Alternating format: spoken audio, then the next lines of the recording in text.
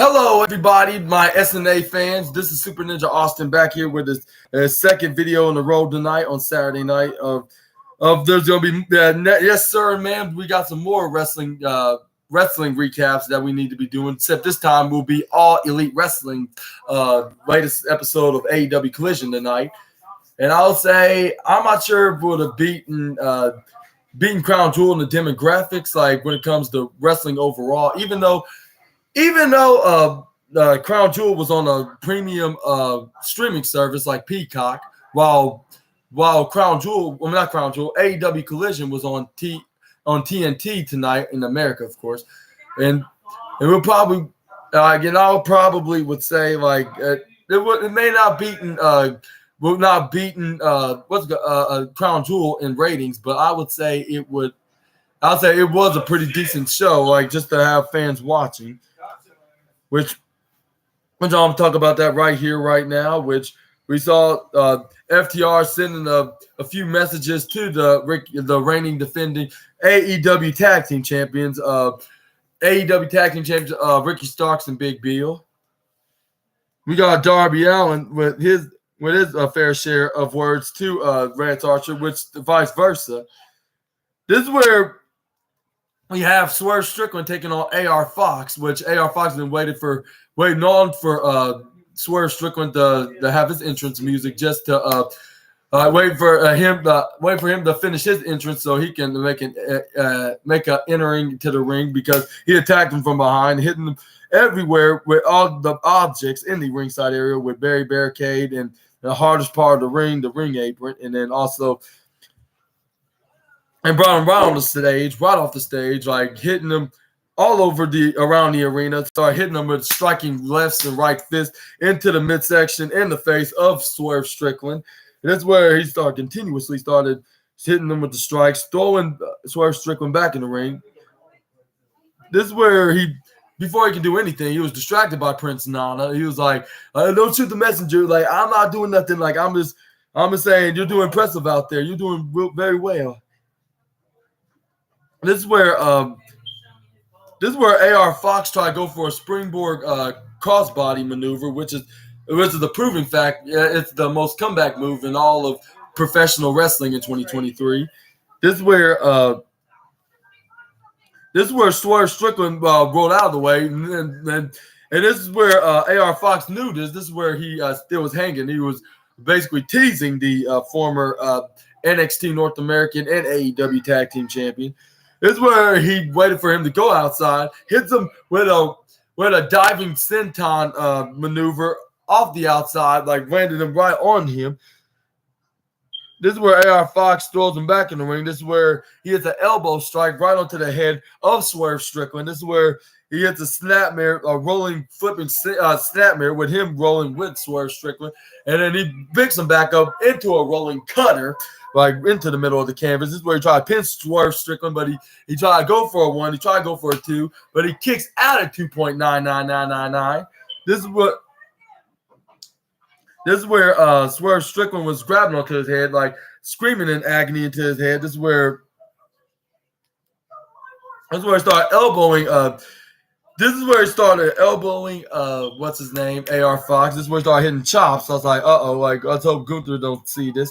This is where the Irish whips AR Fox from the right corner ropes to the left, and this is where AR Fox counters. This is where Irish whips him. This is where he did probably the most unsmart things in all of professional wrestling, and that's ducking. That's why he bowing his head, trying to go for perhaps I'll say a body drop, but this is where he gets instantly kicked right into the head. But I think he did the most clever thing in the world, and that is he hits the step up instant-kiri as soon as he kicks him right in the head, which that was the most obvious smart thing that AR Fox has ever did, especially in all professional wrestling. Like if you're gonna expect a wrestler gonna hit you right in the head, make sure you got a more impactful move, and it swings right towards them like a boomerang, like into a circle of what goes around comes around kind of maneuver. This is where AR Fox tried to go for an attack, but he And then this is where Swerve Strickland put his legs right onto him. He caught him, flips him over on the top rope onto the bottom side where the bottom side of the apron is. This is where he tried to go for a springboard crossbody onto AR Fox, but he outsmarted him. Landed right on the other side onto the left side of the apron, and then this is where Swerve Strickland tried to trip over his legs, but he jumped up for that. This is where he tried to go for a sunset flip bomb, but AR Fox flips right out of when he tried to attempt to go for a sunset flip when he rolled out between AR Fox's legs. AR Fox did a backflip. This is where he tried to go. This is where he tried to go for I'll say like a flipping hip toss maneuver, but he instead got hip tossed by Swerve Strickland right onto the hardest part of the ring, which is the ring apron. I was like, wow, like you should have saw this coming, AR Fox. Like you should have been prepared, like for the rest of the maneuver. Like unless you brought him down to the ground, like you don't stop, like you keep going. This is where Swerve Strickland. This is where Swerve Strickland picks AR Fox back up. This is where he Irish whipped him right into Barry barricade, like hitting his back first right into Barry, and then the former Bears, I should say. This is where he Irish whips. This is where he grabs him by his upper side of his pants, like throws him back into the ring. This is where the gates of agonies Bishop Khan and Tua Leona came out into the ring. That's where they want to see the match up close. This is where Swerve Strickland try to hit my finishing move, which is the Death Valley Driver, like what I call it, the Assassin Valley Driver, which is the most dominating move in all of sports entertainment. This is where I was like, please do it. Please hit the maneuver. Please make my day and make me do the dance of joy. But this is where AR Fox tried to go for the Death Valley Driver and all that, or AR Fox, like, please do it. Please do it. This is my new move here. Please do it. Like, come on. This is where I tried to go for the maneuver. I was like, oh, it's a shame that they didn't get the maneuver. This is where Swerve Strickland hits the right hand right to AR Fox. AR Fox responded back with a right hand on himself. This is where they started going back on hitting right hand strikes onto each other. A right hand war. This is where Swerve Strickland finally hits him right in the midsection. Try to hit him head first right into the top turnbuckle. This is where he puts his leg right onto the turnbuckle support. This is where he tried to run right towards Swerve Strickland, but instead he gets hip toss, front of his body first, right onto the top part of onto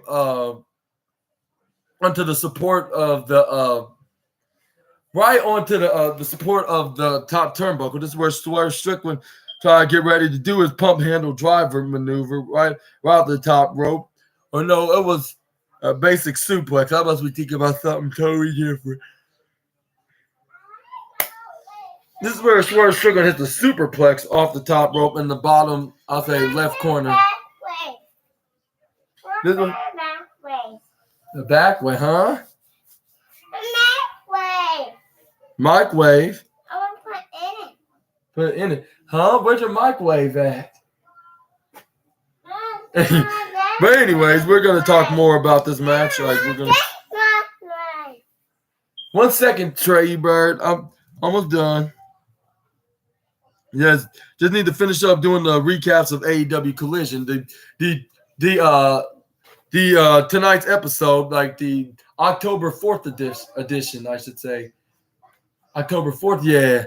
I would say of the SNA podcast is the episode 106, which is my AEW Collision Part 12. And also, we're going to be talking about more of this. This is where Swerve Strickland goes right on the top rope.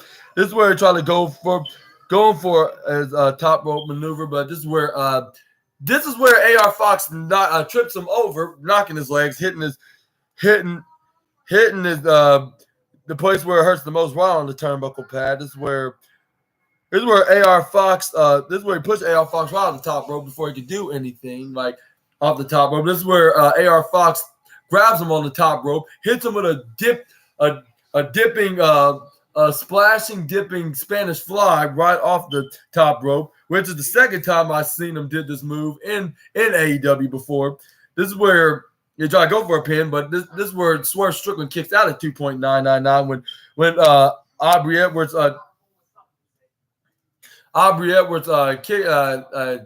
counted the two. This is where Swerve Strickland Irish whips AR Fox right into the corner. This is where he gets elbow strike by this is where Swerve Strickland elbow strikes AR Fox right into that corner turnbuckle. This is where I try to go for a half Nelson right onto AR Fox, but AR Fox counters, elbow striking Swerve Strickland in the process.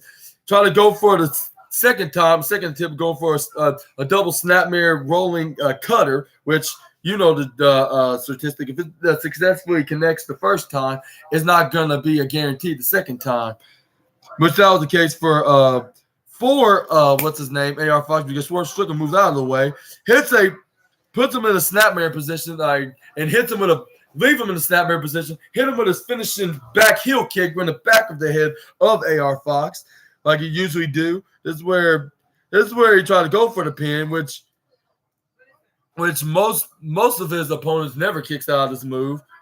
This is where he thought he cockingly thought this was going to be it, because he always puts all his opponents with his maneuver. This is where he Aubrey Edwards counted to one, counted to two, and this is where AR Fox kicks out at the last second of 2.999999999, 0.1 second away from being 3. This is where Swerve Strickland was like, "What the freak? Like, are you serious?" This is where Swerve Strickland was.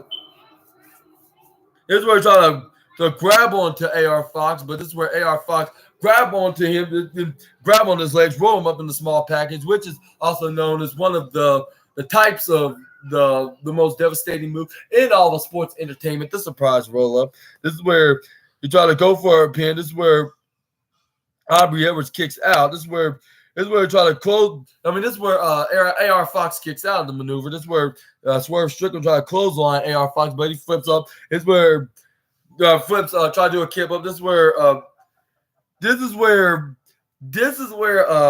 Swerve Strickland AR Fox try to go for a rolling cutter again, but he gets back suplex and gets decimated by his former boss, like hitting his left knee right onto the turnbuckle so hard, to the point I would not be surprised if they said if he sustained an injury by tomorrow on the wrestling news. But this is where what's his name? Swerve Strickland puts him in the powerbomb position, flips him over into a right over, and power slams him after he flips him right up into a powerbomb. This is where Swerve Strickland try to go up in the top rope with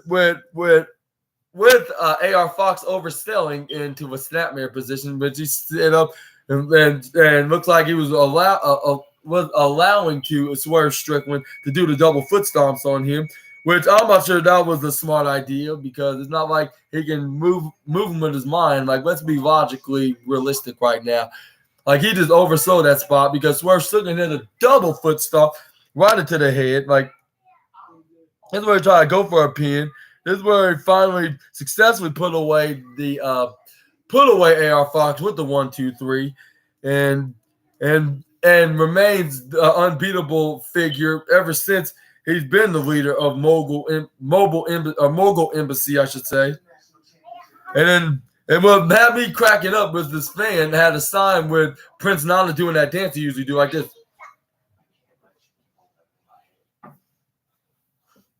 Like this. Like this, yeah. Like Prince Nana do. And he was doing it in the ring a little bit. Like this, like that. Like this, yeah, he was doing that dance like he usually do. That's why they surrounded AR Fox. But luckily, FTR came out there for the aid of of what's his name of AR Fox, like with them beating the absolute sugar honey iced tea out of Mogul Embassy's Bishop Khan and Tua Liana, and then they start beating the absolute daylights out of him.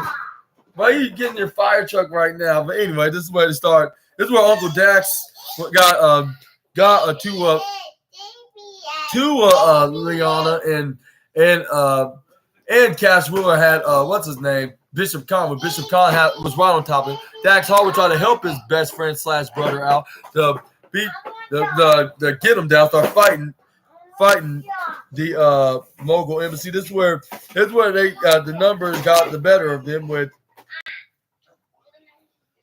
Swerve Strickland going back in the ring. This is where AR Fox got back up. This is where he started beating the living daylights out of Swerve Strickland, but Swerve Strickland tried to go back and try to fight back, but it was not good enough. But it was not good enough for AR Fox because AR Fox was going back and forth, head to head, start punching daylights out of him. This is where the Ricky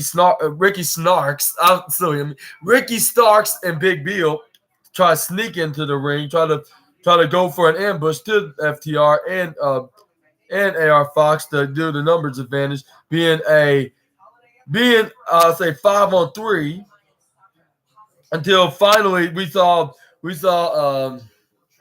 I believe Jalistico and Preston Vance and Roosh, they came out there and started fighting Mogul Embassy and Ricky Starks and Big Bill. They had them sitting packing. This is where what's his name? This is where Roosh had the whip on his hand. He knew he lashed Bishop Khan, but he's like you can't, how you miss me, and then this is where FTR tried to thank him by handshaking them. This is where they walk off. They weren't sure if they're fully baby faces yet, but they start acting like it ever since after this vignette of Roosh and Preston Vance and Jalistico was eventually stop being airing on TV with the vignettes until the end. I'll say until the vignettes stop ending. The vignettes stop promoting the return of Roosh and his crew with Preston Vance and Jalistico. Yeah, and yeah, they walked out of the ring and not accepted the handshake of Dax Harwood and Cash Wheeler, and they did the most Young Bucks move in all of professional wrestling, and that was shaking each other's hand with Cash Wheeler offering it to Uncle Dax, or was it vice versa, when they handshake each other either way, and then in a hilarious manner. And I better do this.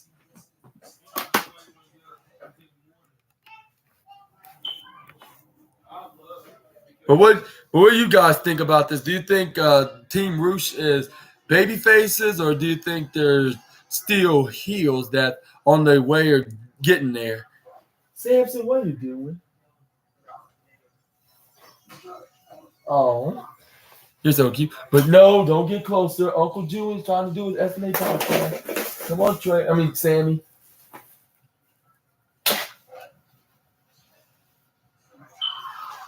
But anyways, this is where they had the heels sitting and packing, though. And what do you think about this new feud and storyline with Team Roosh helping FTR, for some kind of reason, but they don't want to accept their thanks, and they just walk out of there before they can even properly thank them. But anyway, they start talking about this coming Wednesday. We will see Daniel Garcia taking on MJF for his AEW World Championship in the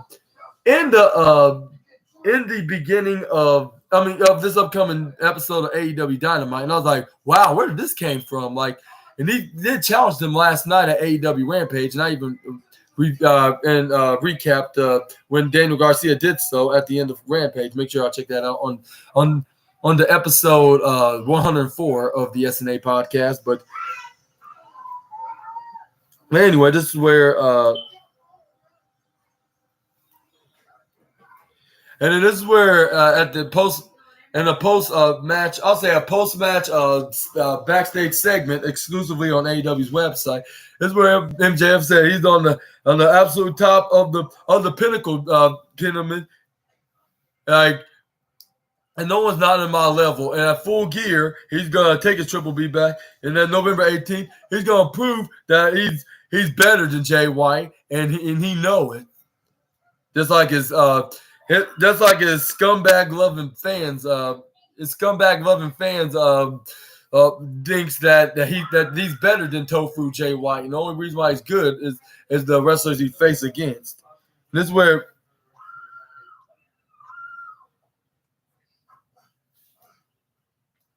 And this is where they started humming and singing along about saying MJF, the Guns, and what's his name? Juice Robinson, Rock Hard Juice Robinson. The Guns, the MJF. He's like draping MJF, draping MJF, draping MJF. And then this is where Austin Gunn came in and weighed in saying, like, whether if it's Rampage or Collision or Dynamite, like, it doesn't matter. Like you are the catalyst and the current AEW World Champion. Like, yeah, the best AEW World Championship stealing competitor, because he cannot beat him for the title. Like, the only time he won by a pinfall from this past Wednesday, and that could be showing the sign that he's definitely going to lose this match against the Devil and Salt of the Earth, and he's going to get back his All Elite Wrestling World Championship back.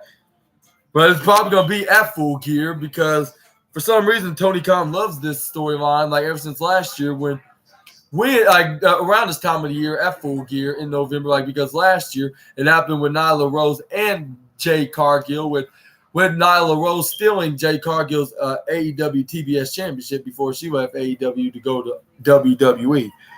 And it looks like they're doing a similar storyline with Jay White against MJ. And this is where this is where Jay White came in after Austin Gunn made that statement. He was like, MJF, we told you, we warned you. Like, you're truly elite. Like we're a million times better. And we're showing who just pinned MJF. And then this is where Colton Gunn's like, I might as well already answer it. Like, and then this is where it's like, yeah, you already did. Like, Austin Gunn told Colton Gunn. And Jay White's like, or they didn't know. Austin Gunn's like, he already gave it away. Like, everybody already know for those who already watched. But anyway, he's like, who pinned MJF and proved that he can beat the longest reigning world champion? And yes, that was me, of course, obviously. Like, that was me. Like, and he was like, and I think that was playing games, like, going, who's going to do it again, and then successfully defend his AEW World Championship, the Bang Bang Bell at Full Gear. Right again, like, hey, you beat me. Like, you're not going to beat the Switchblade Jay White. And I don't think the Bang Bang Bang game is going to be the Prince. And it looks like he said, like, what he said, like, after he said it. And that'll be me, Switchblade Jay White. Like, he's like that's what he call themselves, the Collision Cowboys. That's what he said. That the Collision Cowboys are themselves a vacation for Collision, actually, for tonight. Like, and he's like, this is where Juice Robinson's like, yeah, it's ours for the card. And the Gunn's like, oh yeah. Jay White's like, this is where Jay White was like, yeah, we're gonna take a little breather, get some oranges, a little energy, get some more energy. But we'll be back. The Bang Bang Gang, Collision Cowboys. We're gonna be. We're gonna be back, and we're gonna be back on Dynamite. We're obviously, and then I'll be back on Wednesday with another AEW World Title eliminator match, because MJF and Jay White gonna be, because Jay White leads MJF by example, and And he's like, and he starts looking at both Colton and Austin gun to guns. This is where Austin's like, yeah, our catchphrase. If you're not down with that, we got 2 words for you, and that is guns up. Which all 4 of them said with their guns up, with their metaphoric guns, which is obviously their fingers pointing on the camera, saying like guns up and point and shot the camera off. And then it went to commercial break. And what do you think? What do you think about Jay White of having another eliminator tournament match? Not tournament match, I should say eliminator match for MJF, like of showing how it's done of being a AEW World Champion, even though MJF is not. I mean, not MJF. Jay White's not the AEW Championship. He obviously stole it from MJF. So what kind of type of example is he trying to show MJF when he's in a championship contenders match against who was it that they said like which I'm gonna look it up right here and I'm gonna tell you who exactly he's gonna face. But yeah, who's going to face. But who thinks going to win that match? Which you already guessed that's going to be Jay White. He's going to remain an undefeated figure, especially in singles matches, until he faced MJF at November 18th in Sunday's Full Gear. But anyway, this is where we got the Kingdom in action with Roderick Strong, like still in his wheelchair with the neck brace in his hand around his neck, which I believe – MJF's right on one thing. He is faking his injury because, like, shouldn't he be better by the time? Because he's been in that neck brace and the wheelchair for like 2-3 months now. Like, maybe think it's time for him, Kelvin. This is where Roderick Strong went in the ring. This is where he's like, you people do not take neck health seriously. And he's like, more importantly, you don't take us seriously, especially, and I won't stand for that, for you ungrateful people. And this is where Matt Taven and Mike Bennett was like, you're not gonna take none of their nonsense. And then this is where Roderick Strong's like, not only we're gonna show you guys in the ring, we're gonna show my best friend himself, Adam, that neck health is important. And then so as are we too. That you go get him, like, and that's what he said. That Roderick Strong told Matt Taven and Mike Bennett of the Kingdom to go get him inside the ring when he was like, and when he said Adam, like my best friend Adam. This is where the fans, you can hear it from afar, from the around the arena. They imitate him saying Adam.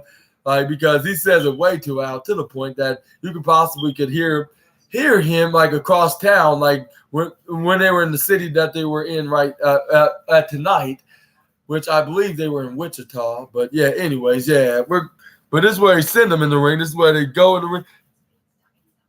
This is where they beat. This is where they basically squash these enhancement tag teams in the ring, like hitting them with knife edge shots, striking punches. Mike Bennett had this big buff dude, like with the onesie, like with the short hair, like he threw him to Matt Taven's way, hits him with a spinning jumping roundhouse kick right into the face, while Mike Bennett takes off his Kingdom shirt, throw it to the audience. This is where he started hitting slapping push around maneuvers onto this guy. This is where he hit the double suplex not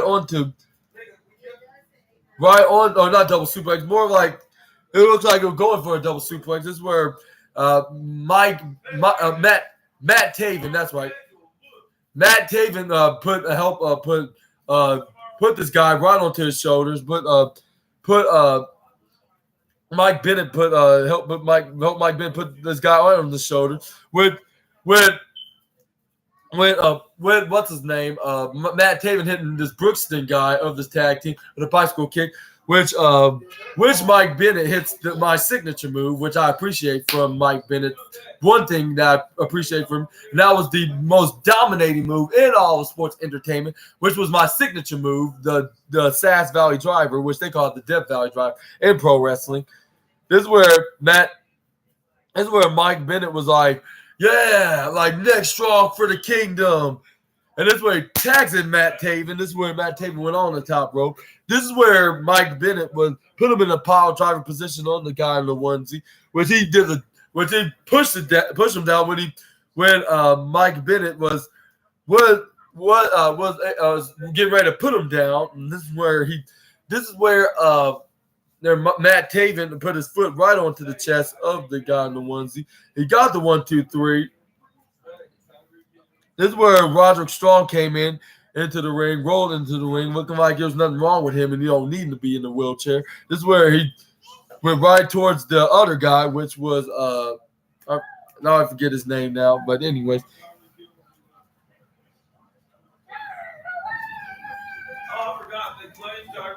The tag partner, one of the Jobbers tag team one of the Jobbers tag team, his partner came back.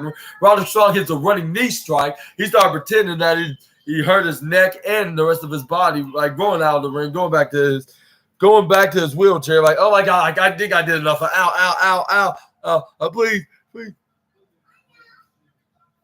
He's like with my glasses. And this is where Matt Taven this is where Mike Bennett carried Roderick Strong like a child while putting him back in his wheelchair. This is where Matt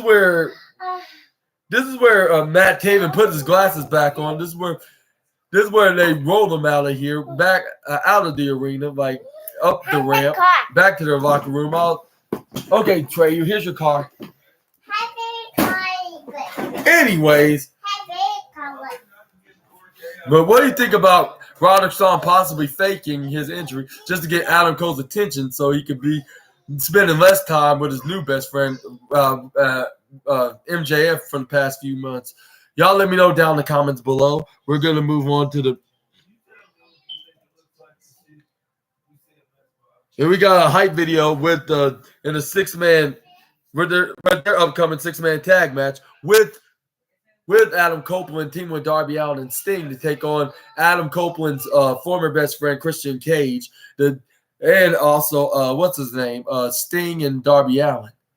But this is where we got a backstage interview from Lexi with Mark Briscoe until this is where Dax Harwood came in like.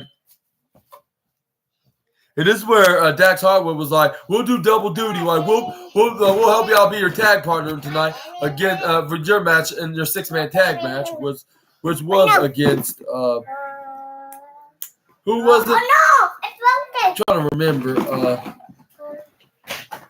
But it was his match. The point is, it was be careful, Trey. You. But anyway, yeah, it was Mark Briscoe's match tonight, which I'm going to talk about that just a moment.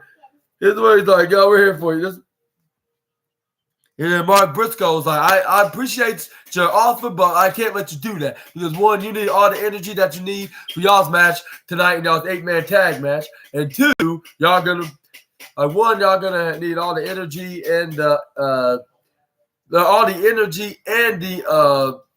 all the time and for y'all's match tonight in the main event. Like, and two, I already got two tag partners already reserved for this match. He's like, okay, like, listen, y'all got some important business tonight. Like, I already have a couple of fellas in mind, so y'all handle y'all business. I'm gonna handle my business. Hey, like, I'll haul y'all after the show for a call. And this is where the FTR was like, yeah, like, we good, like, yeah, like, thanks, like, yeah, like, talk to you later, then, like. This is where we have the Darby Allin and Lance Archer match now. What do you want, Sammy? Come on, Sammy. Come on, Samson. Can you step back a bit? I said, can you step back a bit? Samson, please. Can you please back up? Anyways, we're going to talk about right here. Okay, we're gonna talk about Darby Allin taking on Darby Allin taking on Lance Archer. Where I believe Lance Archer did an early start onto the or not early. This is what Lance Archer did an early start on Darby Allin because he grabs him like when he was trying to make his entrance. He hits him with a belly-to-belly suplex, which had him sliding down off the ramp, like when he gets hit right through the ramp. This is where This is where he started rolling down to the right on the ringside. This is where Lance Archer was kneeled down on one knee. It was like, yeah, this is too easy. Like, and this is where he started continuing his destruction in and outside of the ring, but most likely in the ring, like putting him right on the top rope in the process. This is where he grabs him by his face. He was like, yeah,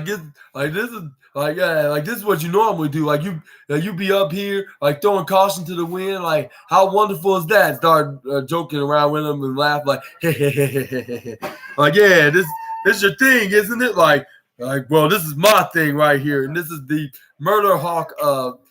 And that's the Murder Hawk. What's that? Hawk out. The Murder Hawks out. That's what he calls it. The Hawks out.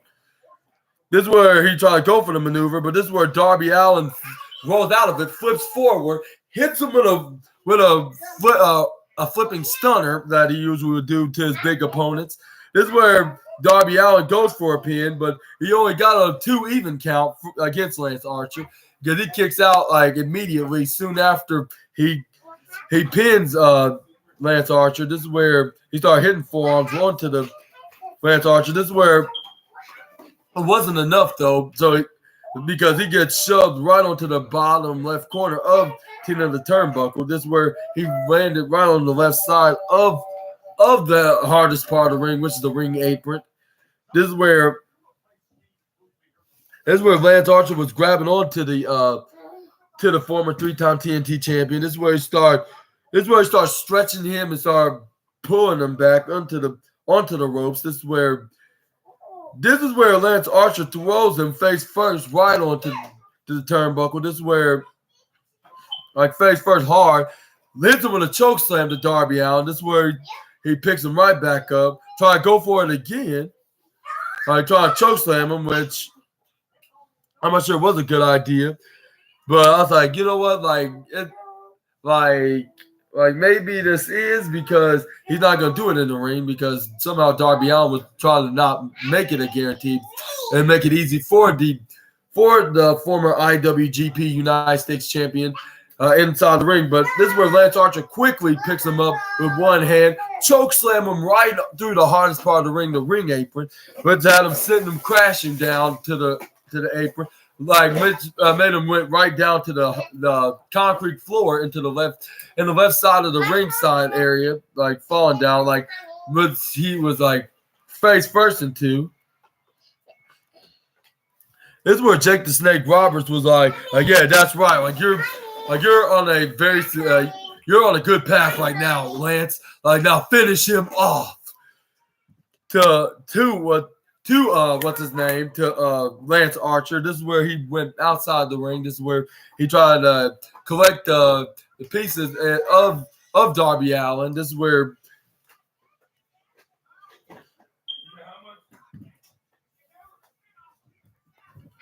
this is where like you were trying to do something heelishly dirty to Darby Allin, but the referee noticed it and spotted him, ejected him out of the match, and this is where he was like, "Are you serious? Curses! You're gonna regret this, referee, of doing this. Be careful." Yeah, Trey. Anyways, this is where it's like, but no matter whether if I'm in the ringside with him or not, he's gonna finish the job. And this is where Darby Allin goes back in the ring. This is where Darby Allin barely made it in the ring halfway. This is where Lance Archer had him in the middle of the ring. This is where he grabs him by his neck again, trying to choke slam him, or even better, like he throws him Irish whip him right to the top left corner of the turnbuckle. This is where he did his hand raise, head signal, his hand raised hand signal, I should say. This is where he tried to go for a choke slam off the top rope, like which Darby Allin somehow managed to escape and pull his hand out of his pull his hand off his throat, something like Roman Reigns used to do in his days in WWE, like in his 2014, 2015 days, when he grabbed his. No, Trey, you not past Uncle's laptop. Just keep it this way. But anyway, this is where like what Roman Reigns used to do. No, Uncle Joey can't play Monster Truck right now. Maybe later. But anyway, this is where Darby Allin grabs onto Lance Archer's hand, like he grabbed it right off his neck, like Roman Reigns used to do. Like Roman Reigns used to do to Kane when he tried to choke slam him, like you're like and this is what, but also Darby Allin started biting Lance Archer's head, like and he's like like oh my god, like why you're doing this? Is what Darby Allin start breaking the eyes of Lance Archer, hit his head first right into the top turnbuckle. This is where he started hitting repeatedly. This is where he started to break the back of the Murder Hawk Monster. This is where Darby Allin finally got him down. No, you can't hammer it. No, it don't need to be fixed right now. No, Trey. Okay, it's all fixed. Thank you so much.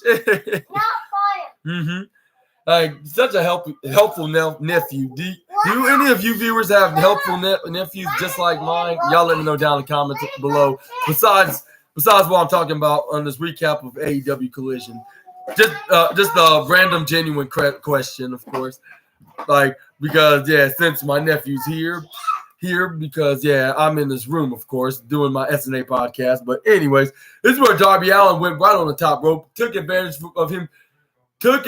of Lance Archer being down onto the top rope, hits him with the sunset flip powerbomb right onto the top rope, which he successfully did so. This is where he tried to go for a pin. This is where he only get him a 2.9 second count.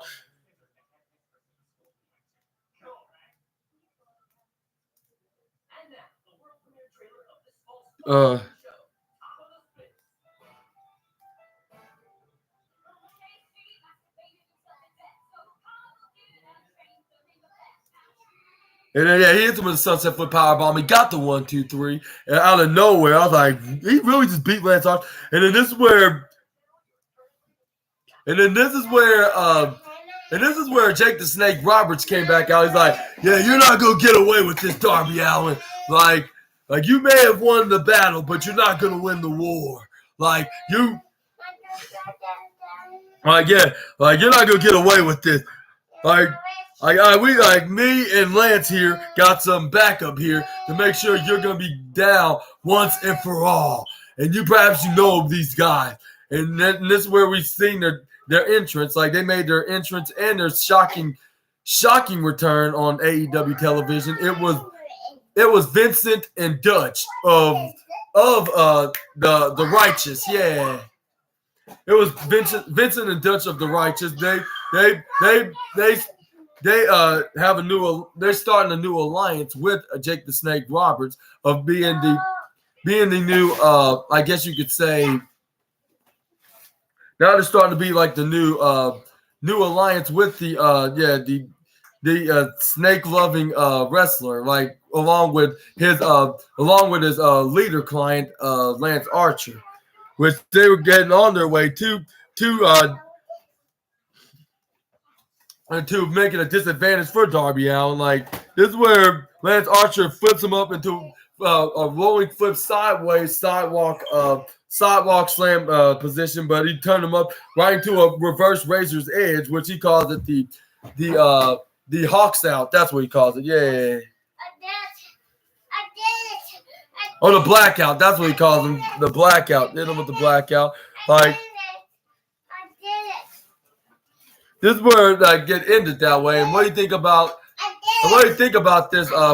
About this feud alone is probably gonna start after his program is over with.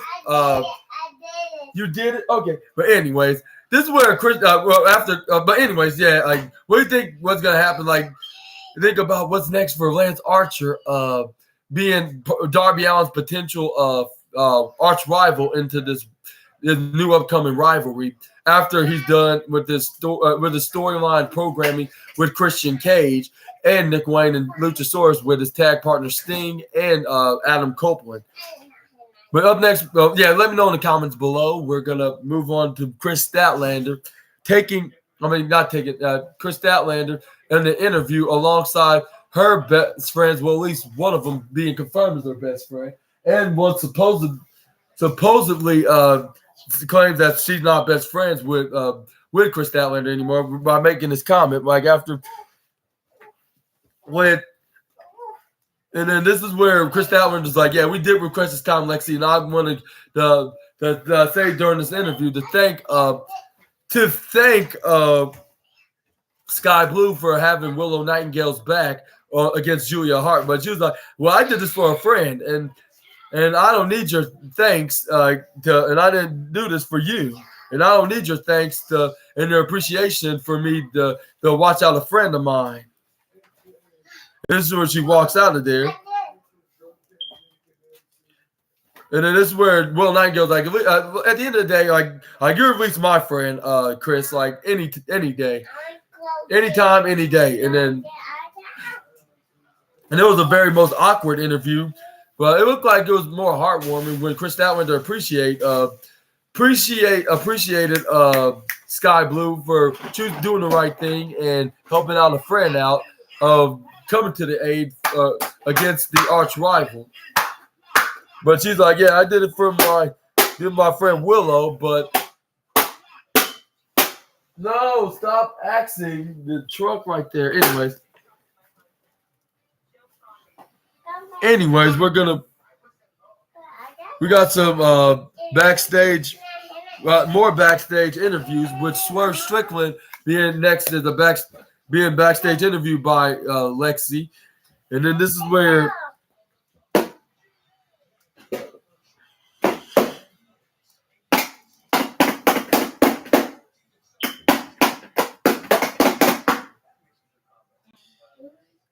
let's see right here.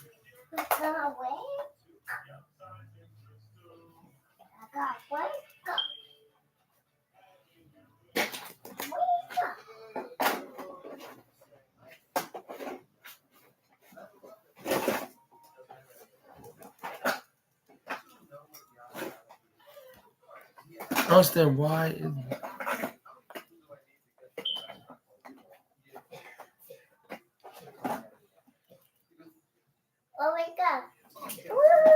This is where we got a backstage interview with Swerve Strickland about his. No, what are you doing? No. Please. No, not Swerve Strickland. Alex Alahantes. He's like about what's next for Penta El Zio Miedo. Like because he picked up a huge win against Commander and Angel del Vikingo, which I talked about that on last. Hey Trey, you birdie. But anyways, this is where can you let Uncle speak on his podcast? Yeah. Thank you so much, Birdie. But anyways, this is where Lexi was interviewing Alex Abrahantes. Like he was saying, congratulating on the behalf of Penta picking up a victory on this triple threat match last night at AEW Rampage against El del Vikingo and Commander. And then this is where he's like, and he's like, yeah, and I gotta admit that, this is where Alex Abrahantes said, I have to admit that Vikingo and Commander has torn down the house with Penta last night, and Lucha Libre style wrestling. And before he can finish saying anything else, this is where Swerve Strickland rudely interrupted and started laughing and he's like, you see what I just did there earlier tonight? You see what I just did to AR Fox? I just basically just dominated and brutalized my former employee, and also and I got a victory all over it again, bro. And this is what, and then this is where Alex Abrahantes took offense to what Swerve Strickland said. He's like, "How about we talk about what you did like when a couple weeks ago, and then when you violated Hangman Adam Page and his family." And there's one thing that Penta loves more than Lucha, and that is his family. And so what do you say this Wednesday on Dynamite? Penta beats the respect into you, Swerve. And Swerve Strickland was like, back in the day, who else supposed to wear, man? He's like, I'm probably going to see what's under there in Penta's mask this Wednesday. And I'll love to do so in the process. And who do you think is going to win this match? Do you think it's going to be Swerve Strickland's going to win, or do you think it's going to be Penta after getting their momentous respective wins from one another with recently Penta winning last night in this triple threat match with Swerve Strickland winning tonight at Collision against what's his name? Against what's his name? AR Fox. But anyway, this is where we got this is where we also had the Acclaim celebrating 60-day reign as the AEW World Champion.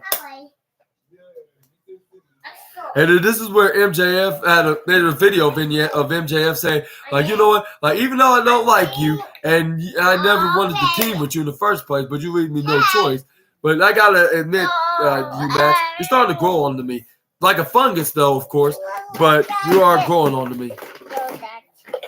Well, I'm not saying I love you. I don't love you like everybody else do, but you earn my respects.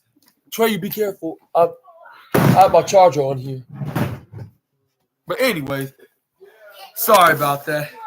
Put it right here. Here you go, Trey.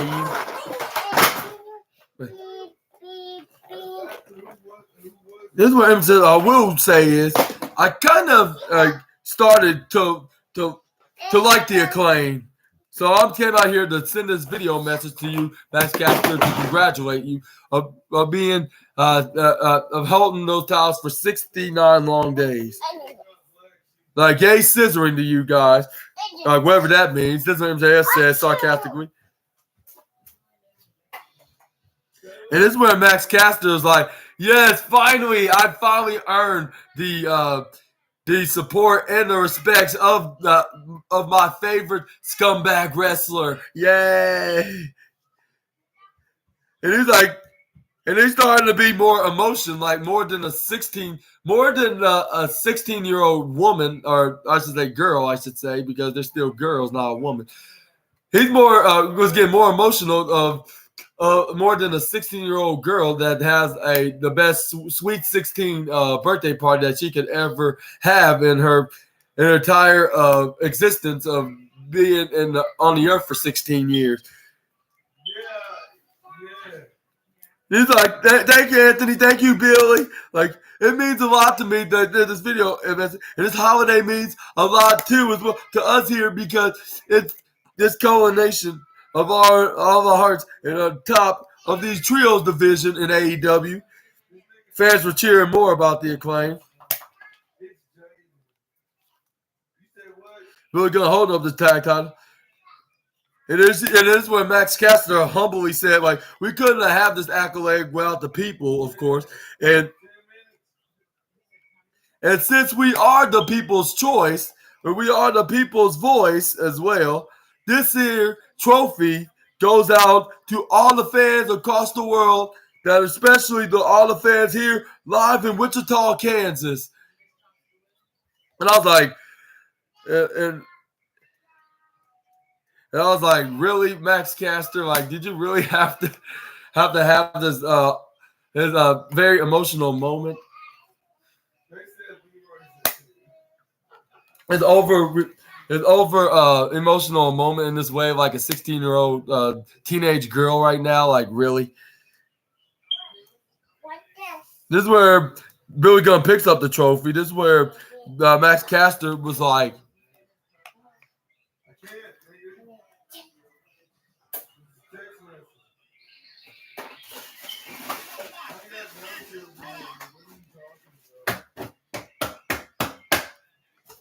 he's like, we got the 69. We will be 69 again. And we get the 69 again. And we're going to get the 9 again. Once again. 9 again. And then when he keeps repeatedly saying 69 to a point that was getting annoying. This is where Anthony Bowens reminded him like you know what you're saying here, like, and he was like, "Damn it, Max," for like the 50th or maybe even the 69th time in a row. It seemed like to be the case. Trey, will you be careful climbing up there like that? Like you can easily hurt yourself if you're not careful, Trey. But anyways, this is what.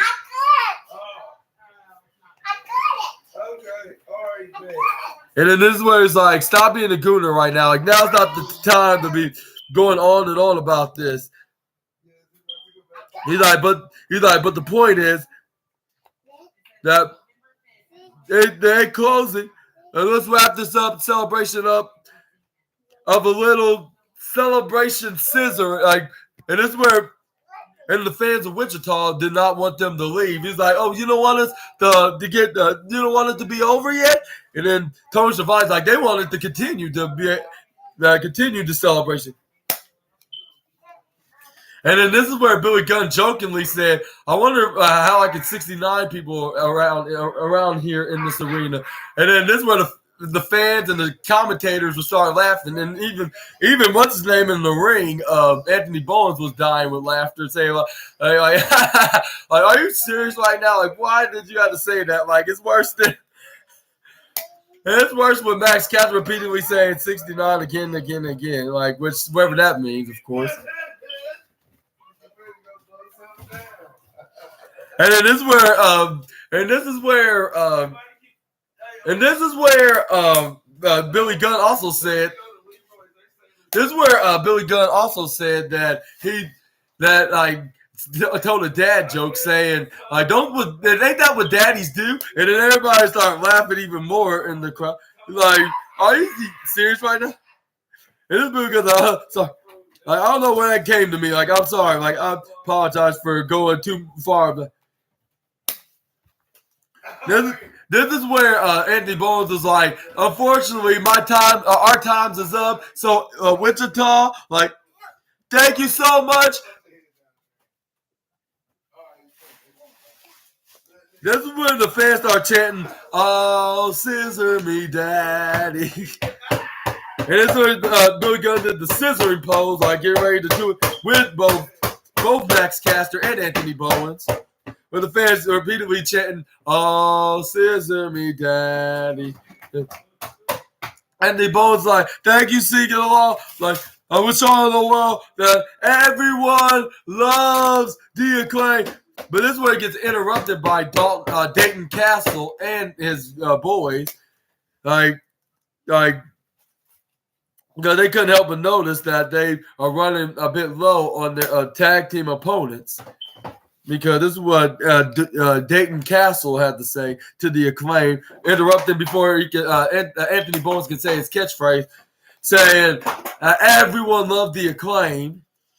This is where Dayton Castle was uncomfortably looking in the camera like this. Like, "Yes, we're going to be looking at the next AEW Trios Tag Team Champions." Like, okay, like, that's too much. That's too much close on the camera. Like, have you ever heard of personal space, dude? But anyways, this is where his Peacock boys had their fan feathers waving around with Dayton Castle. Like, and then he hide right behind it to do their pose, like, in the ring. Like, and this is what Dayton Castle had to say about the Acclaim. They're celebrating their 69th day as AEW Trios Tag Team Champions. Saying, I just had to say right here. I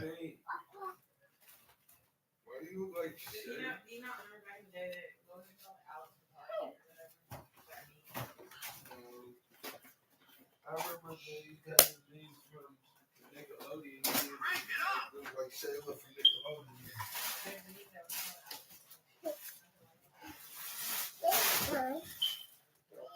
they're like you yeah. He basically said that what I just said, what I described. Like he's like you don't have that much tag team. I'll have any tag team trios tag team opponents, and we were wondering if we could get a shot at y'all's tag title. And then that's when they start stealing the trophy. This is where they're like, "Here's the trophy for you, our king, our handsome king." I was like, "Okay." Like I don't sure what they mean by that, like what they look like.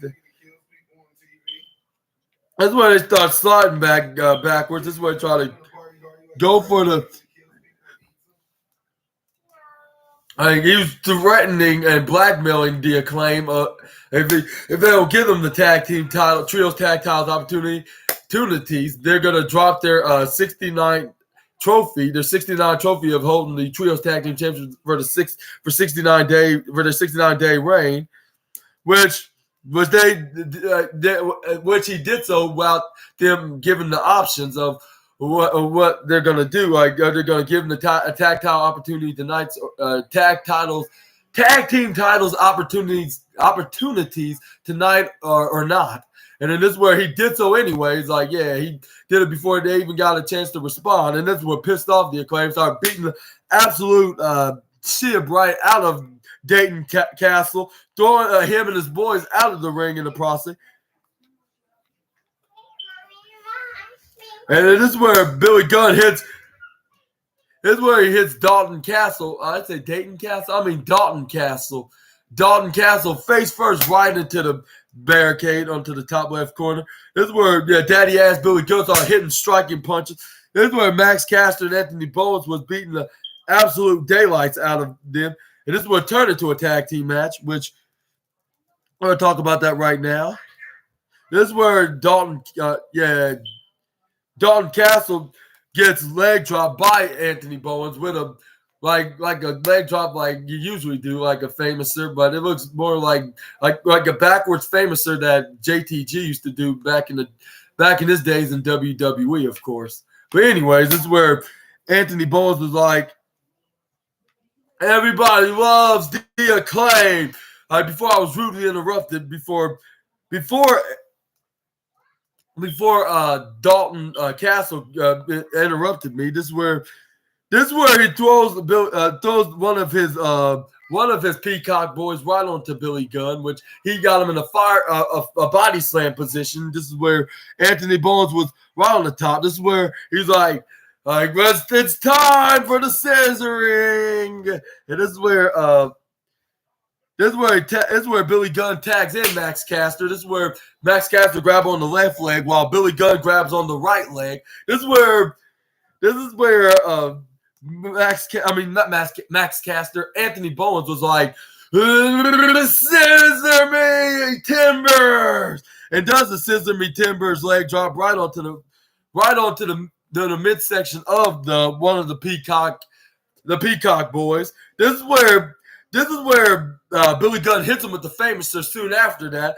This is where Anthony Bowens got him up, picks him up and hit him with a sidewalk driver slash Uranagi slam right onto Max Caster's side on the top left corner, their corner of the team of the turnbuckle, which he was on the top rope, hit him with the mic drop elbow. They pinned him. They got the 1, 2, 3. They remain their dominance is the trios tag team champions, and I hope they stay that way until at least the beginning of 2024, until another potential popular trio stars, whether if they're being heels or faces, be the one dethroning them, which I hope it's a heel, because now it makes sense in the story into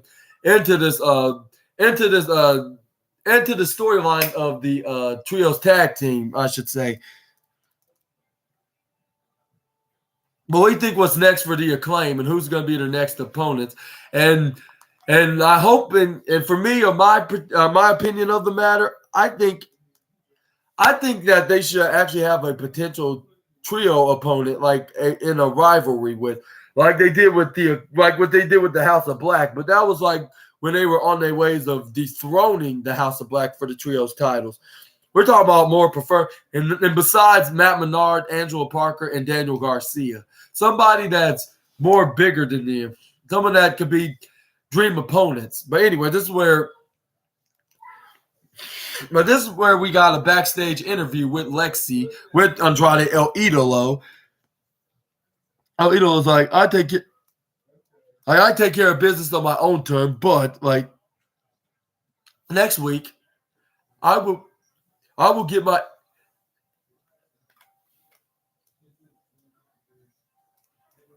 This is where, let's see right here, like about, well, Andrade said, and then this is where Lexi asked, like this is where she asked, like you get you keep your cards into your vest, like, but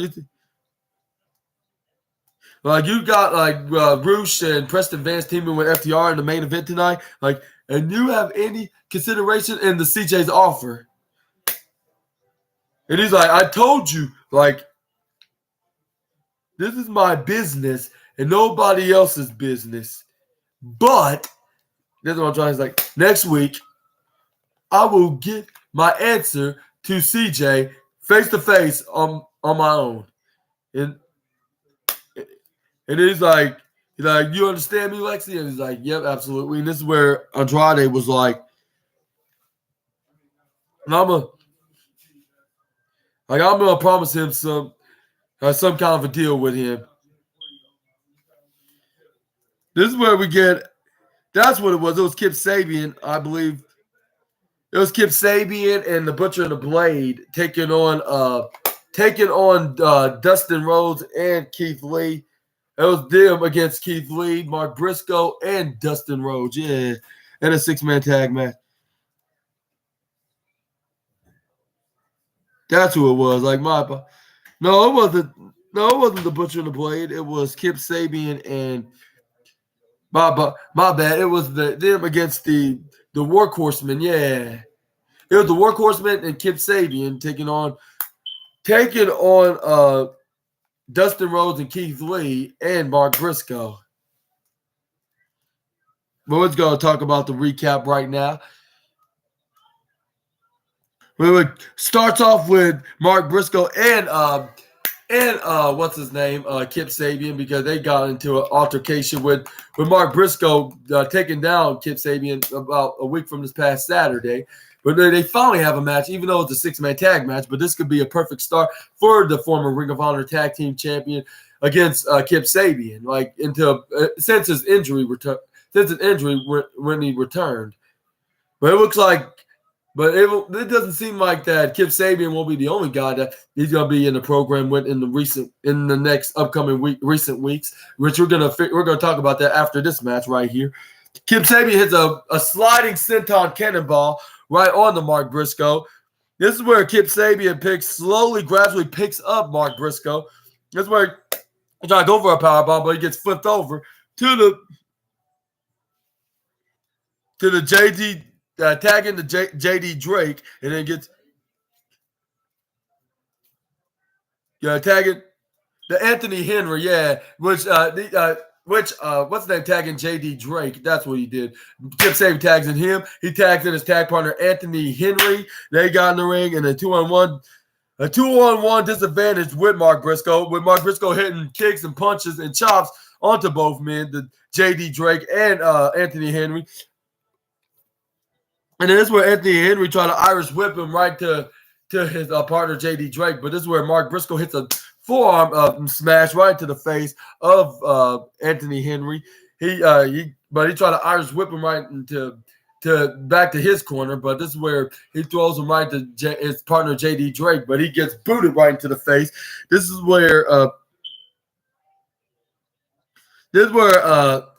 where Anthony Henry hits a spinning roundhouse kick right onto Mark Briscoe. This is where he Irish whips him right into the bottom, to his corner, like towards Kip Sabian. This is where he instantly boot him right to the face. Like it looks like Anthony Henry did not learn anything from Irish whipping Mark Briscoe still, because he started doing this combat kids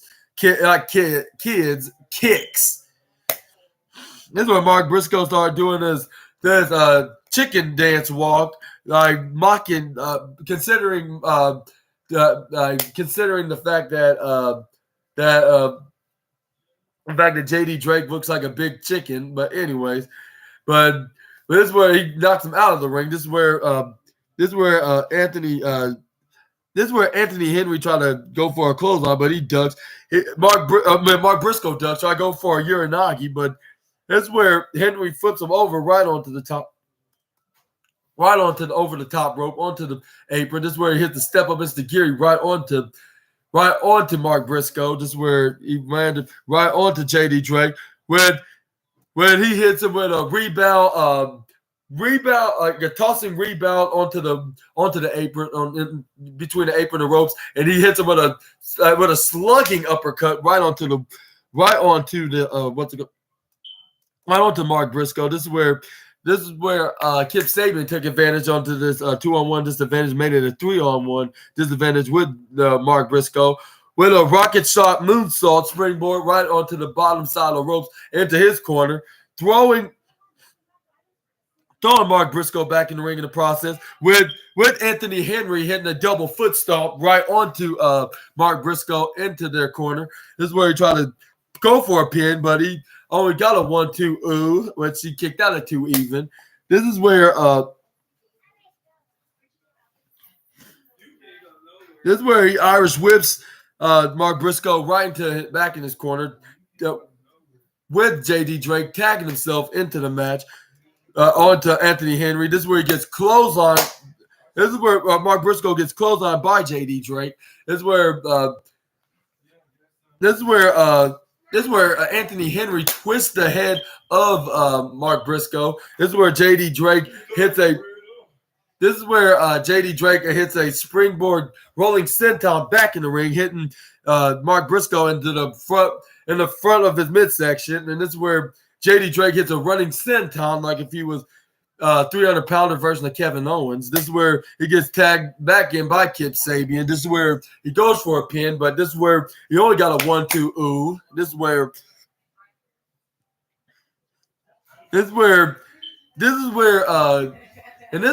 what's his name? Kip Sabian started mocking Mark Briscoe, started shaking his arm like, ooh, like yeah. What Mr. Briscoe can bring into right here,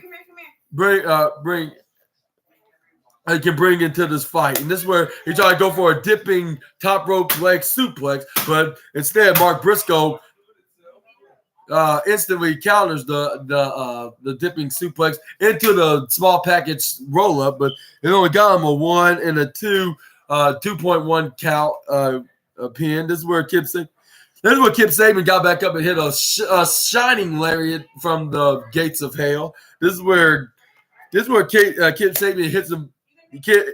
This is where he hits Mark Briscoe right into the bottom right corner of Team at the Turnbuckle. This is where he tags in JD Drake, which he's possibly going to be added to the envy list of Gunther because he hits a medium rare chop right on the Mark Briscoe, making him feel agonizing pain for into the middle of next week. And I was like, hopefully, let's hope Gunther doesn't murk him in the middle of next week when somehow he makes his debut in AEW. But this is where he hits a splash right on the Mark Briscoe. Tagged his partner Anthony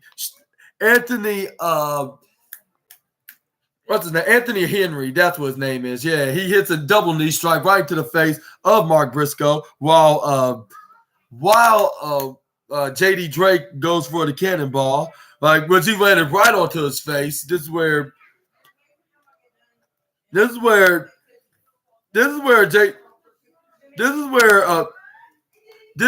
what's his name?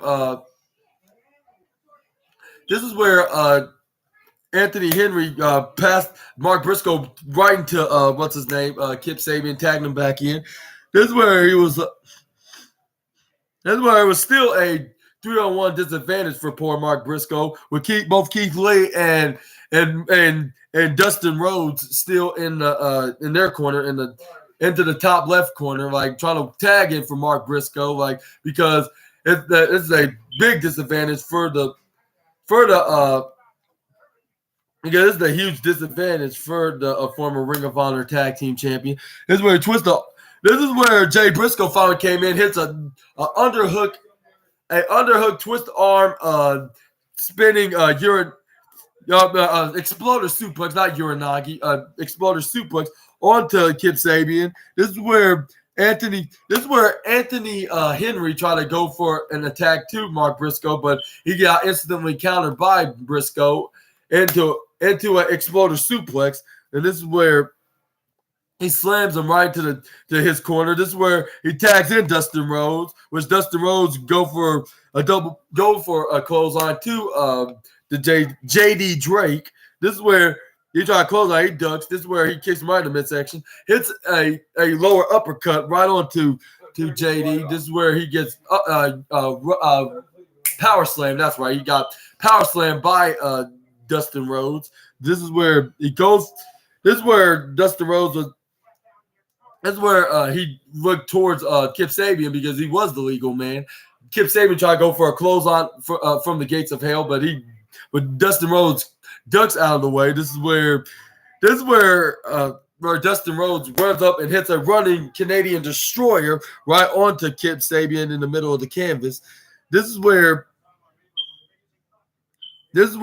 Mark Briscoe went right on the top rope, hits a diving corkscrew senton off the top rope, right onto the right side of the outside of the ring in the ringside area, onto JD Drake. This is where Mark Briscoe is like doing his Briscoe pose. This is where Keith. I mean, this is where what's his name? This is where Anthony Henry tried to go for a running Frankensteiner, but he got instantly countered by the Limitless One. Hit him with the Spirit Bomb to get ready to finish him off. All right, but first he swing Kip Sabian with Anthony Henry. I keep saying right before I say Henry, but anyways, this is where he hit him with the Spirit Bomb. He tags back in Mark Briscoe, which Mark Briscoe around the top rope, hit him with the Briscoe elbow drop, which got him the 1, 2, 3, and won the match with what's his name, Dustin Rhodes and Keith Lee, which I'll say that was a very entertaining match. I would say perhaps the match of the night, if not the main event. And if it was the main event, I'll say this is probably the second match of the night. I'll say hands down, alone, this deserved 4-star match. Too bad it did not have that much story other than Mark Briscoe, the return of being in this program with Kip Sabian, since his injury. And what do you think? And what do you think about this feud so far with Kip Sabian against the returning Mark Briscoe? Y'all let me know down in the comments below. We're gonna move on to the next.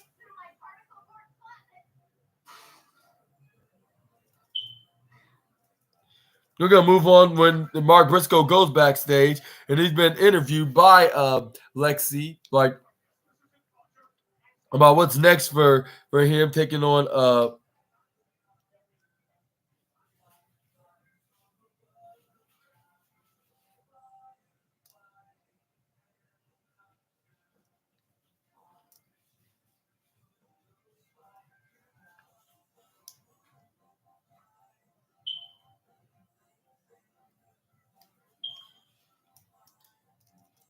this is where Mark Briscoe lay out the challenge, and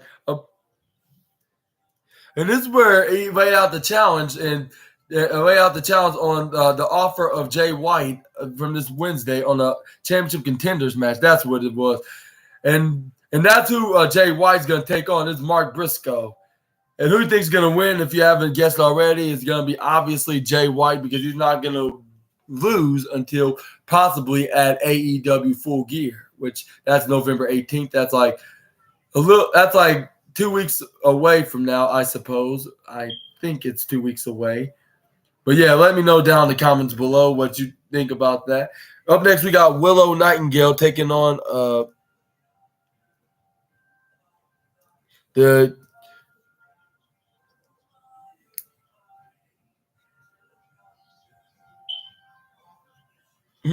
let's see.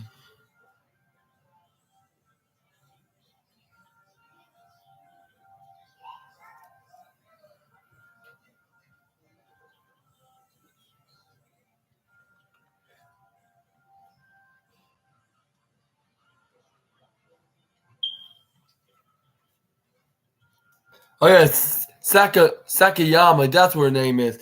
This is where Will Nightingale goes for a body slam. The Sakayama. This is where she picks her back up. This is where she. This is where Yakasama on counters, throws her right onto the apron, onto the left side. This is where she starts screaming into the air, trying to knock her off the apron. I'm not sure that was going to bring down the former New Japan Strong Women's Champion, but it was worth the try. But it's not like she's a skinny, like a thin, skinny girl that's going to be knocked off by just because you're going to scream at her and she's going to fall back. But this is where she goes for a diving crossbody this is where she does the diving crossbody to Willow Nightingale on the outside. This is where she started. This is where she started doing her pose sitting down the apron. This is where she was like. This is where she started waving her arms, doing her pose. This is where she tried to go for goes for her crossbody, her signature crossbody right to the steel steps on the poor Willow Nightingale. Hopefully she'll be doing okay. Hopefully she won't have no back problems. Like, it's already enough that another wrestler has a back problems. Yes, and this is a reference to Seth freaking Rollins, of course. This is where she has the crossbody. She's like, ah, ha, ha, ha, ha. Start laughing at she started laughing like, yeah, ha, ha, ha. Like, yeah, I did that. And this is where she throws Willow Nightingale back in the ring, thinking she's going to put away the Willow the pillow. This is where, and then this is where she started mocking the fans. It's like, yeah, like, I'm loving this chant. Like, it have a good ring to it. Where fans were chanting, "Let's go Willow, clap, clap, clap, clap, clap. Let's go Willow." But anyway, this is where she Irish whips her. This is where Willow hits a cartwheel, like roll over. This is where she kicks her right into the midsection. This is where she goes for this is where she tried to go for my signature move. I was like, please, Willow, do it, do it, do it, do it. Like, come on, come on. Like, please be the second wrestler to do so, which she did so, which is the most dominant move in all of sports entertainment, which is the Death Valley Driver, of course. This is where I said she did it. No, she didn't. She got Emi Sakura, not Sakayama. I mean Emi Sakura. That's what her name is. She raked her right in the eyes, like right in the eyes. Pushed her right onto the bottom right corner of Tina the turnbuckle, hitting between the top turnbuckle pad and in the middle of the turnbuckle pad. This is where she Irish whips. This is where Emi Sakura goes, throws her right into the other corner. This is where she goes for a chop. So hard, like, to the point that she could have, like, if Willow was not on the corner, she would have beaten her with that maneuver, like hitting her at that moment, of course. But nothing is not going to bring her down for long because Willow Nightingale took in more beatings than that, and she kicked out of that. So I guess I'm probably terribly mistaken. This is where she tried to go for an elbow crossbody right onto Willow, but this was only a temporary hit to the former New Japan Strong Champ. This is where she tried to pin Willow, but she only got a one count, one even count, I should say. This is where Willow was back up. This is where got back up. This is where she started elbowing. This is where she started repeatedly elbowing Emi Sakura. This is where Emi Sakura was like, I know, I don't want none of this. Like, I want no trouble. Like, I'm not. And this is where she tricked her off, like if she was a bull doing the Taro Ole bullfighting, trying to trick, knock Willow Nightingale out. This is where she Irish whips her back to back to Willow onto the top corner barricade, which was formerly known as Barry. God bless his soul. I want to send my deepest condolences to his family and friends. And then this is where she did it back and forth right into the hardest part of the ring apron onto the top side of the ringside area. This is where she hit the chop, but Willow was gonna allow her to get away with it. She was like, yeah, that's right. I am better than Willow. I was like, are you sure about that, Emi Sakura? You may be best in your game in pro wrestling, but I don't think you're better than Willow Nightingale. Like, Because like, how come she's being more promoted than you are? This is where Will Knight hit a double underarm fireman's carry right on the outside. This is where she finally hits her signature move, also my signature move too. I was like, finally, thank you, God, for letting her to do this maneuver, which is the most dominating move in all of sports entertainment, the Death Valley Driver or the Sass Valley Driver. But except she did it on the second hardest part of the ringside area, and that was the concrete floor, which like the statistic goes, like she didn't. I heard she tried to go for the maneuver the first time, but she couldn't go the first time, so she did it the second time, of course. I was like, yes, thank you, God. Like she finally did the maneuver. Because that makes my day when wrestlers hit my signature move. This is where Willow Nightingale goes right on the top rope. This is where she was getting ready to take flight, hit the mid-rope drop kick onto the turnbuckle. This is where she pins, this is where she tried to go for the pin onto Emmy Sakura. This is where the referee pins like 1 and 2. The referee count to 1, 2, but Sakura kicks out at 2.9 seconds.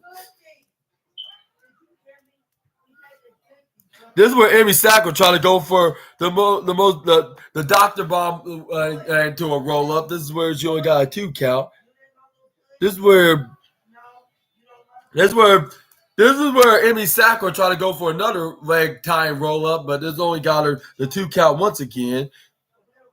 But Willow Nightingale outsmarted her, but unfortunately she got a 2 even count. Willow Nightingale got her up. This is where she tried to go for a suplex, but this is where Emmy Sakura countered, hits the swinging neck breaker onto to her. And this is where both women were down to the ground. This is where Willow Nightingale and Emmy Sakura got back up. This is where she started hitting her comeback move onto Emmy Sakura. This is where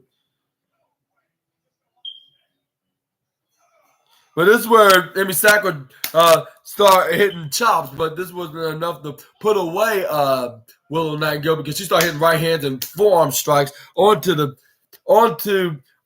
This is where Sakura starting to rake Willow's eyes. This is where she tried to Irish whip Sakura, but she got countered by Emmy. This is where she got rebound elbowed by her. This is where she hits the lariat out of nowhere as well. On top of that, this is where Sakura was shaking on the ropes like, yeah, my chance. This is where she started mocking the fans like, yeah, like this is, I'm doing this. This is where she started running right onto Willow. Willow catches her, hits her with a double-A spine buster. I'm not sure if this is a tribute to Arn Anderson or Triple H, but she did for either man for a tribute. This is where maybe this is to Arn Anderson because after all he's on AEW too. But this is where she hits the double-A spine buster, slamming her to the ground, trying to pin her. This is where she kicks out of 2. Onesies comes. I mean, not the onesies. The suspenders comes off from her onesie. This is where she tried to go the doctor bomb, but she successfully did it because the second time, I mean, the first time wasn't successful.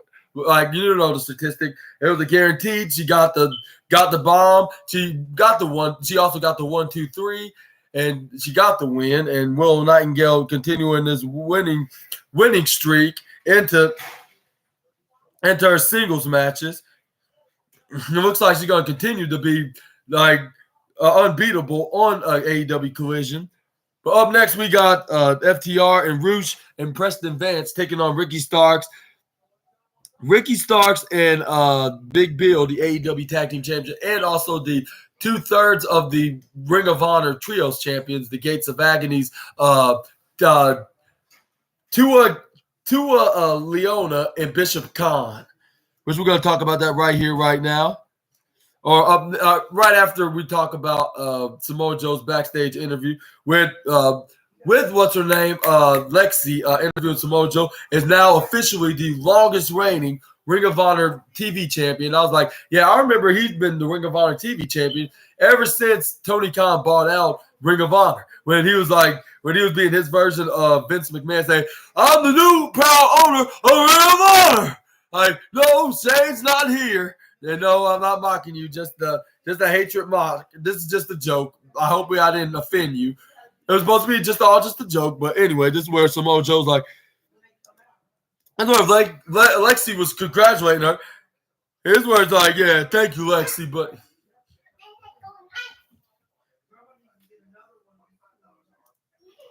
he's like, "First of all, thank you for the congratulations on my accolade of the TV championship." And then then Lexi also asked him about did you got any answers about help of accepting his offer, like of accepting his offer if MJF needs it. He was like, and he's like, yeah, but anyway, he was saying like, yeah, that's well deserved of me being the longest reigning TV champion and the king of television in Ring of Honor. And second of all, like MJF, you need to come to the realization that like you are losing it. If you're losing your behalf, like you need someone to look like that's gonna be looking out for you, of course. Like, and also until you realize that, like when you need that, and you keep endure the pain that you do it week after week, and as for and he's like, and for me, as far as I'm concerned, as the Ring of Honor TV champion, it's been great. It's been grateful that I've beaten everyone that's been in front of me. And this is where Keith Lee's like, he kind of rudely interrupted Samoa Joe in this interview. But he's like, "Hey, Mr. Joe, my name is very severe, and if not beating everyone." And Samoa Joe's like, "I'm sure we can rearrange that situation this upcoming Wednesday where I put my Ring of Honor TV title on the line." And the Keith Lee's like, "Count me into that. I'd love to." And I was like, yes, and yes. We're going to see this dream match. Something that WWE failed to do so when both men were in WWE still a couple of years ago. But no matter. They're in All Elite Wrestling. We're going to finally see this dream match with Tony Khan finally going to pull the trigger into this match. And who do you think is going to win? I think this is Keith Lee's time of dethroning Samoa Joe, with him now being officially the longest reigning Ring of Honor TV champion. But yeah, and do you think it's time for him to drop the title to someone like Keith Lee, or do you think Samoa Joe should remain as championship? Like, because I remember he was holding that championship even over a year now. Like, he's holding that title for over a year, like since like August or September, ever since Tony Khan bought the promotion back in 2022. Yeah, let me know down below. We're gonna have the 8-man tag match right now.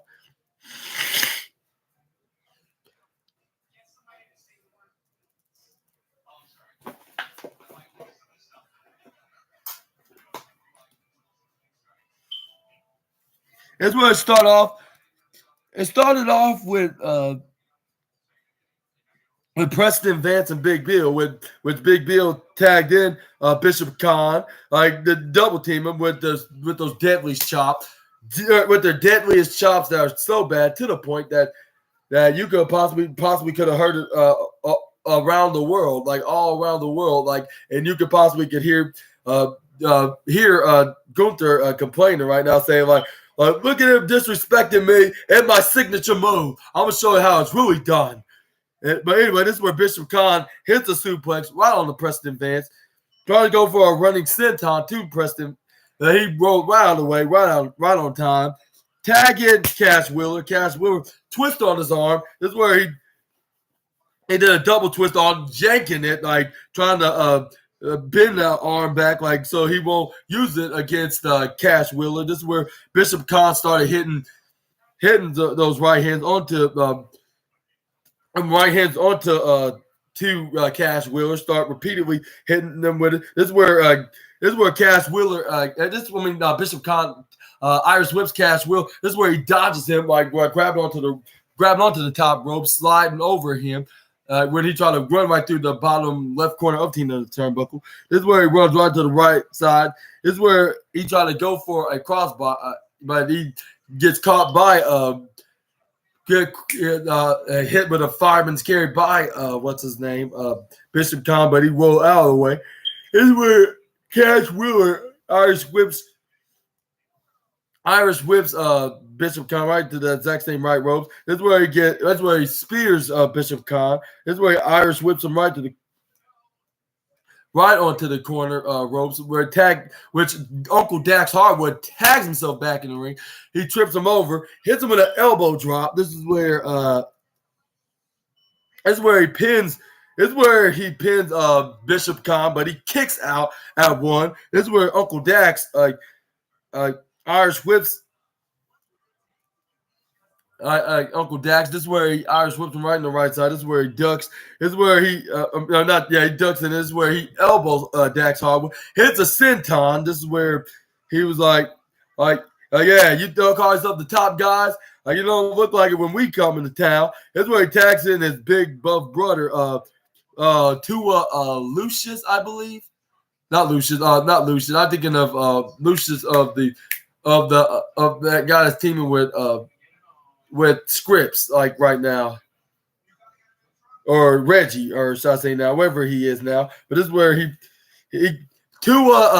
Leona, yeah, that's what his name is.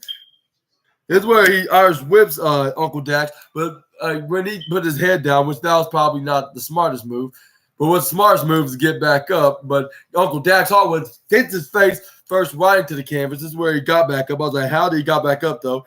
This is where he hits him with a devastating body slam, and he hits him with a diving headbutt right onto Uncle Dax Hardwood. This is where he tried to go for a pin, but he kicks out of the match immediately. This is where he Irish whips him right to the left side of the ropes. This is where he tried to close on Uncle Dax, but this is where he ducks out of the way. This is where he goes right into the other side of the ropes. Where he ducks right under Bishop, not Bishop Khan. What's his name? Leona. This is where he hits the knife edge chops. Keep continuing to hit knife edge chops on him. Hopefully Gunther doesn't put Uncle Dax Hardwood back onto the envy list like 5 more times because he's probably not happy looking at what Uncle Dax is doing. Well, it looks like Uncle Dax doesn't give a damn more than Jey Uso doesn't give a damn what his own cousin, the Tribal Chief, says. This is where he kicks him. There's a forward missile drop kick right onto Leona. This is where he tried to go for a running elbow drop. Uncle Dax moved right out of the way, which he hit his elbow right onto the canvas. Smart move from the former AEW Tag Team Champion. This is where he thought he would twist the arm. This is where he tried to go for a forearm, but he gets clothesline instead by Leona. This is where he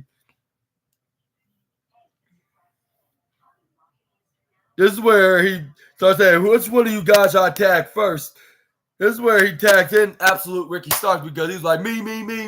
Like, this is where he got tagged. This is where he does a bicycle kick. He's like, I'm going to give you your wish because you're the closest one I'm near. And plus, you want to give an ass beating to Uncle Dax here. This is where he started hitting right hands to Dax. Started striking him like, like, you want a rematch? Like it will be Armageddon before you get our tag team champion, get another tag team championship opportunity. This is where Uncle Dax Hardwood did a knife edge chop right onto Ricky Starks. Hit another knife edge chop. This is where he hits This is where he trips him over. This is where he's trying to get ready to hit his wrestling idol Bret Hart's finishing move, which is the sharpshooter. He had him down for the position, trying to tie him up, trying to go for the sharpshooter. This is where Ricky Starks trying to roll out of the way, like, no, not me, don't do the sharpshooter. He's like, you know what, you're right. Like, he's like, and it looks like Ricky Starks breathed a sigh of relief because he went right under the ropes. And then Dax Hart was like, perhaps you're right. Like, you're too good for the sharpshooter. I have a better idea. How about I slingshot you right on under this rope? And then he did so, hitting his neck first right onto the ropes, or not onto the ropes, but he nearly did. But he's like, you know what? I have a better idea. I'm gonna have you answer the Roosh. Like, he drags him and tags him to Roosh. Dragon Lee's brother, of course. This is where he twists the arm, hits him with a couple of hammers right onto the left hand to the midsection. This is where he rams Ricky Starks right onto the barricade. This is where he also threw right into the other barricade. This is where he go every single barricade. The top left, the bottom left, the top right, the bottom right, everywhere, and all around the square circle ringside area. This is where he throws them back in the ring, get hyped up. Fans were cheering him on. Like, I was like, now he's officially a babyface, just like his brother, Dragon Lee in WWE. But anyway, this is where he starts stomping on more. That's where he's like doing the pose. He was like, start doing this pose, like choo choo choo, like if he was like if he was some gears, like if he was shifting gears. But this is where he started doing the pose like this, like Ricky Starks, like this, like yeah, doing something on the hilarious side, like. But he kind of deserved that. But we're gonna get to more of the point. Get into like a few minutes of the match, so he could. This is where Ricky Starks tags in Big Bill. This is where he tried to double choke slam FTR when one of them was tagged in. This is where they go out of it. They start beating him, hitting him with chops and punches onto his hand. Pushes him right onto the ropes. This is where Big Bill wins right back, right onto the ropes. This is where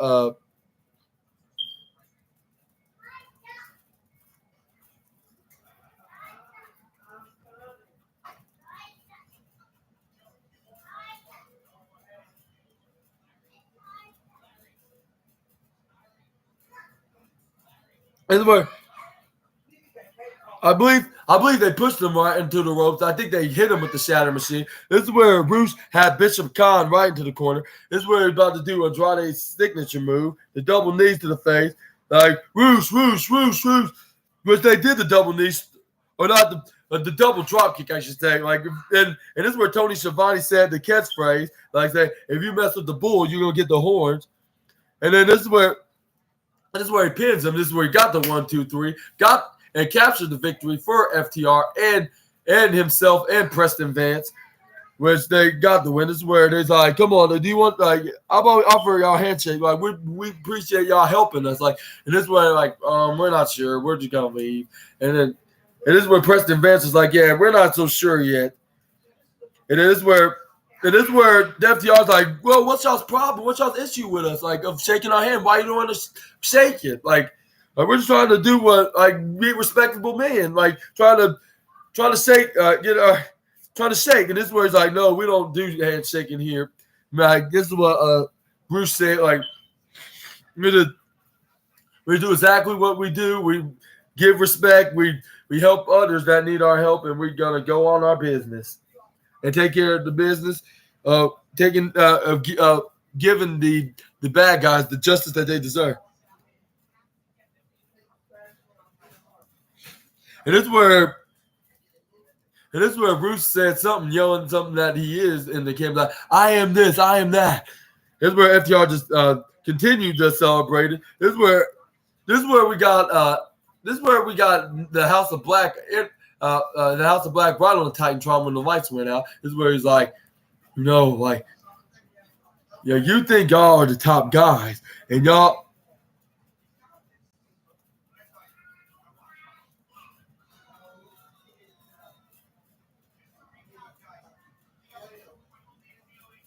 He's like, well, we're gonna see. We're gonna put that to the test when we just come out of nowhere. And this is where the lights went out. This is where FTR came out and tried to do the numbers disadvantage to FTR. But luckily, they had some backup with Claudio Castagnoli and Willa Yuta of the Blackpool Combat Club, scaring them off, beating them up with the steel chairs. But Willa Yuta hits the upper side of the chair right onto what's his name, to the Brody King, swings the chair on his back. This is where he took a chair, so I was like, oh my back.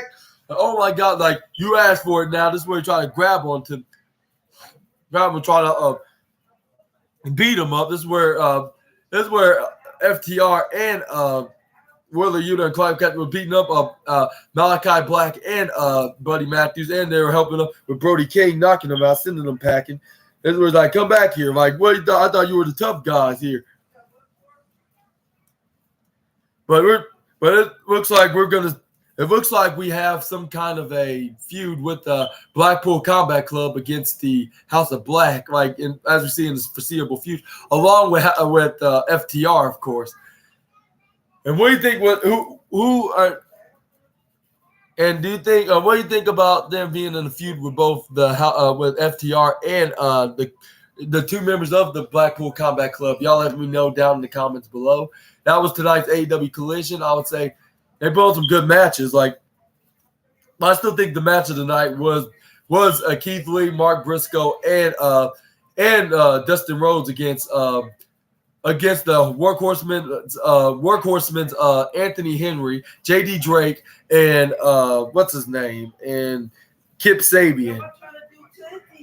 And also we had what's his name, AR Fox and Swerve Strickland in an opener. The main event was, as we were talking about, FTR, Rouge, and Preston Vance taking on the AEW Tag Team Champions, Ricky Starks and Big Bill, and the 2/3 of the Ring of Honor Trios Champions, Bishop Khan and Tua Leona, in an 8-man tag match, which Rouge and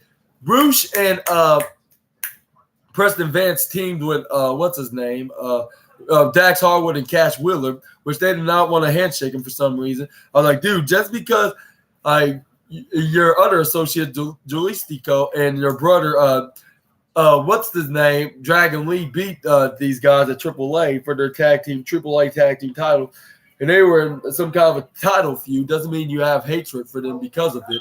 But anyways, I'm done with myself. Hopefully I didn't crack y'all up too much. And also we had Willow Nightingale against Emi Sakura, and we also have what other match we had tonight? Oh yeah, Darby Allin against Lance Archer, which we have this new alliance with what's his name? New alliance again with Righteous. Righteous is Dalton. Not Dalton.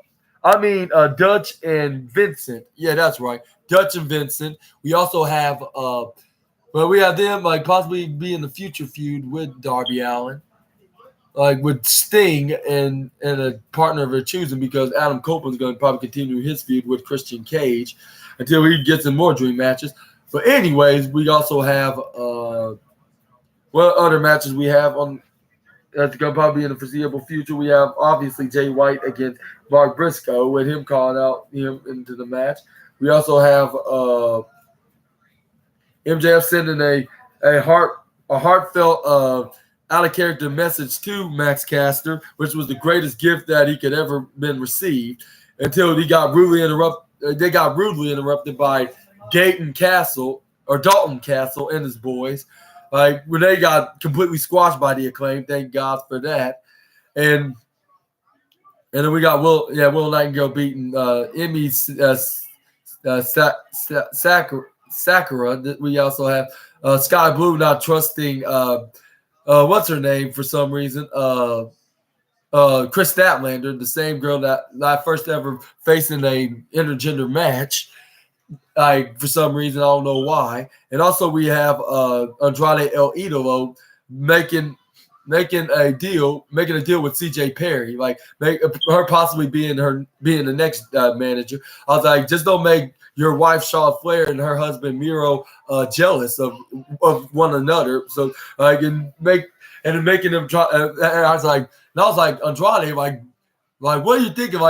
Both your wife Charlotte and Miro's gonna kill you, and then Charlotte's gonna kill CJ Perry on top of that. So I don't think you should be making any deals with the Bulgarian Brute's wife, or the Beast of Bulgaria. That's what he calls himself now in AEW, or God's favorite champion. If that's only if he's the champion, of course, or whatever you want to call him. But I think that's not a good idea to go hit on and make deals with another man's wife. But anyways, we're gonna be seeing more of that on this upcoming AEW Dynamite, and this is gonna be very exciting because I'm gonna be doing part 13 of the SNA podcast, which will be, I'm not sure what episode it's going to be. We're going to be seeing as we're going to be going forward. We're going to have some more matches and more news to be talking about in the upcoming couple of days. I'll give tonight's AEW Collision overall a 4 stars out of 5 as well because it was pretty decent. It wasn't like anything special, but it was just a typical AEW episode you would want to watch, like when you're looking forward to watching Saturday Night Collision. And hope you guys enjoyed and watched until the very end. And if you did, make sure you give a huge thumbs up, comment down below, subscribe, click the bell notification so you won't miss my upcoming videos like the one you just watched. And tomorrow night I'm gonna be doing episode 107 of the SNA podcast, which I'm gonna be talking about the wildest wrestling news stories and rumors you guys need to know on Wrestle Talk at Wrestle Talk. At Wrestle Talk, I should say, of course, on the Wrestle Talk article, which I'm gonna be searching up, and we're gonna be learning the news from there. We're gonna be